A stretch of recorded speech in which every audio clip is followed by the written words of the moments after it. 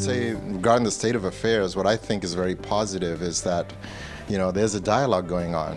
You're seeing companies now focusing on it, whereas before people were much more oblivious to it. And you're seeing people actually investing dollars in trying to make a difference. And then you have great organizations like Code 2040, Yes We Code, which I'm happy to be helping. That's making a difference. So that makes me feel positive about the future. Today is not just a day to celebrate the 4 honorees, but it's designed to be intentional about our collective collaboration and deciding what magic you'll create when you leave the room today as a result of being here. The 40 companies that we've invested in, almost 40% of them are people of color and women.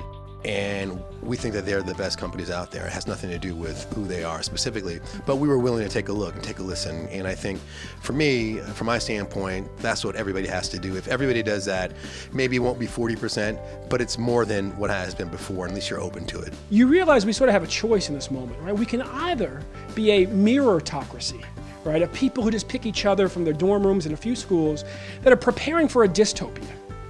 Or we can actually get back to being what this place is supposed to be, which is an actual meritocracy that's building a utopia. Inclusion, participation of all people in the field that will determine the future more than anything else, that to me, that's new civil rights. Since I've been here, in the 40 years I've been here, enormous progress has been made.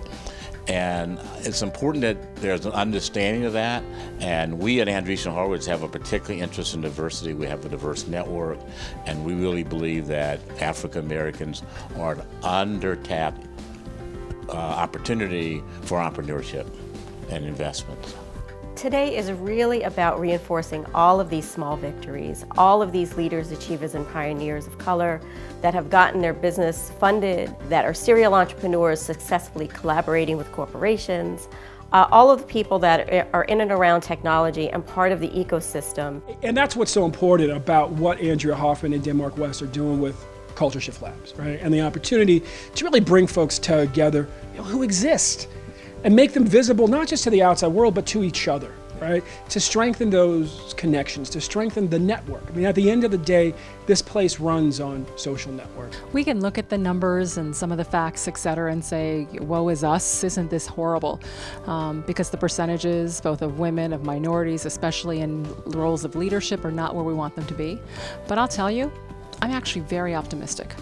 When I look at what's happening, it's just the level of conversation. The fact that now this is a topic of conversation that's going on means that there's now an awareness. I'm very encouraged about where it is that we're going. I'm from a minority background and I live in the Bay Area, and I do see the changes that are occurring. My reality are the other facts, the true facts, that there are initiatives being launched and people being funded and corporations that are collaborating with innovators and inventors of color, and it's happening in vast numbers across the country. Most people don't know that, and I feel that it's incumbent upon me to tell that story over and over again until that becomes other people's reality and the facts worldwide. I think diversity is the key to finding new markets, essentially. We all have different experiences, and we create things based on those experiences. So the more character, the more backgrounds that are included into a conversation or are used to create something new, the better and more impressive our world will become. A world with diversity is an incredible world, and a necessary one.